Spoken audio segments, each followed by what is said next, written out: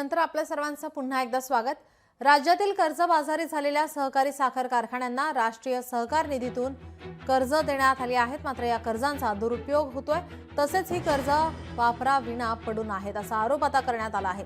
सोलापूरच्या करमाळा तालुक्यातल्या मकाई सहकारी साखर कारखान्याला तब्बल 140 कोटींचं कर्ज देण्यात आलंय। मात्र हे कर्ज वापराविना पडून असल्याचं समोर आलंय। याच संदर्भात कारखान्याचे माजी चेअरमन अप्पासाहेब झांजुर्णे यांच्याशी बातचीत केली आमचे प्रतिनिधी चंद्रशेखर भांगे यांनी।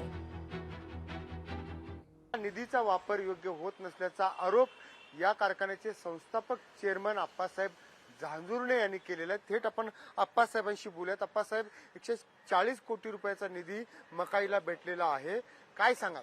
मार्च मध्ये त्यांना 140 कोटी रुपये मिळाले। मार्च पासून मात्र कारखान्याच्या नेतृत्वाने तिकडे काही पण लक्ष दिलेलं नाहीये आणि सगळे कामगार आणि कारखाना तिथं ओस पडलेला आहे। 1250 टनी कारखाना परवडत नाही म्हणून राज्य शासनाने सांगितलं की 2500 टनी कमीत कमी कारखाना झाला पाहिजे। त्यासाठी या सगळ्या कारखान्यांना मदत दिली, पण त्या मदतीचा दुरुपयोग होताना दिसतो आहे। साखर कारखाने पैसे घेऊन बसलेले आहेत। साखर कारखान्याचे जे संस्था चेअरमन आहेत वगैरे, आणि या कारखान्याची परिस्थिती अशी आहे की जे चेअरमन किंवा याच्यावर जे बॉडीवर जे लोक आहेत त्यांच्या हातात काय नाही, आणि ज्यांच्या हातात आहेत ते याकडे लक्ष देत नाहीत। अशा परिस्थितीमध्ये कारखाना यावर्षी जरी सुरू होणारच नाही, यावर्षी सुरू झाला नाही तर पुढच्या वर्षी होणार नाही। आणि याचं दुःख असं वाटतं की कामगाराच्या नावावर 10 कोटी रुपये त्यांनी घेतलेले आहेत। ॲग्रिकल्चरसाठी जे कामगार लागतात त्या कामगारांना देणी द्यावीत आणि कारखाना सुरू करावा, म्हणजे या भागातल्या शेतकऱ्यांसाठी जो आम्ही उभा करण्याचा प्रयत्न केला होता आणि कल्याण व्हावं या भागाचं, तर त्याचा त्यांनी उपयोग करावा। हे होते अप्पासाहेब झांजुर्णे। लोकसभेसाठी मी चंद्रशेखर भांगे। मकाई साखर कारखान्याला मिळालेल्या 140 कोटींच्या कर्जाचा तपशील पाहूयात ग्राफिक्सच्या माध्यमातून। थकीत पगार आणि मजुरीसाठी 10 कोटी, पूर्व हंगामी खर्चासाठी 20 कोटी 25 लाख, साखर प्रकल्प आधुनिकीकरणासाठी 30 कोटी,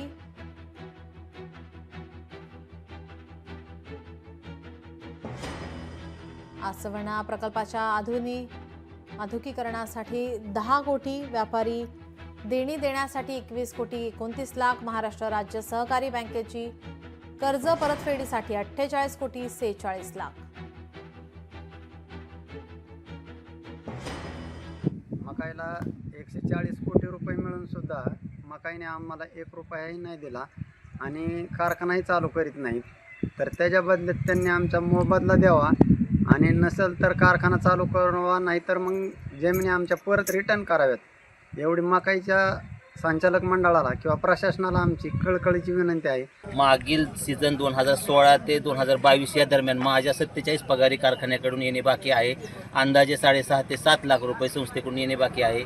संस्थेकडून येणे बाकी पगार होत नसल्यामुळे माझ्या उपासमारीची वेळ आलेली आहे। तरी संस्थेला नम्र विनंती की माझी लवकरात लवकर संस्थेने पगार करावी, सर्व कामगारांची 100% पगार करावी व आम्हाला पूर्ण सर्वांना कामावर कारखान्यात घेण्यात यावी ही विनंती।